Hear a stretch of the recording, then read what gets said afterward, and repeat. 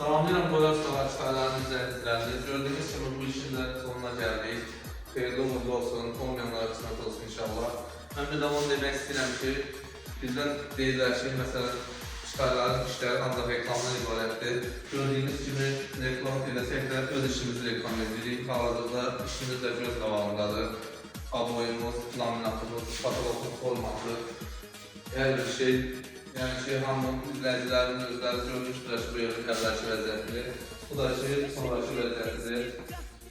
Bir də onu demək istəyirəm ki, çox adamlar deyir ki, bu işlərə çox bağımsızdır, bəlkə bunların qəbuluna düşmək olmaz. Onu demək istəyirəm ki, biz 4 nəfər işləyirik, yəni operativ şəkildə işin hamısında özümüz görürük, qiymətləri də hamısı münasibdir.